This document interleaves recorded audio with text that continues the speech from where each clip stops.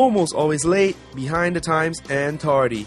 These were the criticisms leveled at Singaporeans by Daniel Reimold, who is an American visiting assistant professor, and he thinks that Singaporeans have a problem with being punctual.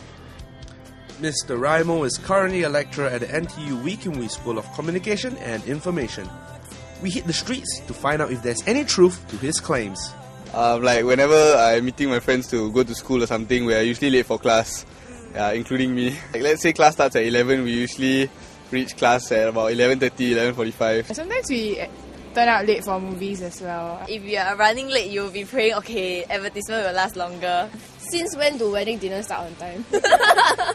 For wedding dinners, there's this trend also. They have this understanding that half an hour is a good allowance, and as an organizer, most of them also give they will prepare for half an hour leeway.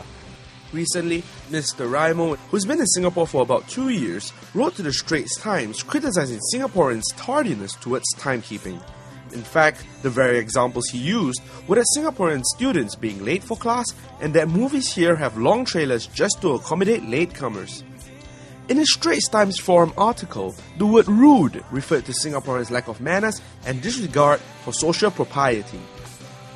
I've been living in Singapore for 2 full years now, and among the many cultural differences that I noticed being an American expat in Singapore was finding a country that was incredibly sped up in so many ways, and yet in others incredibly behind the times. And it normally came to just the basic social norm of being on time for events, in my case for classes, and I found in a few cases even for sort of official functions. And I think honestly that's not the question. I think the question is, what is this saying about Singapore? And how potentially might this affect Singapore in the larger, world stage? Because, one person's rudeness, is another person's accepted routine. So do I need to assimilate into the culture and just realize that certain things, or certain people will arrive, 10 to 15 minutes late or not value time as I've always learned to value it?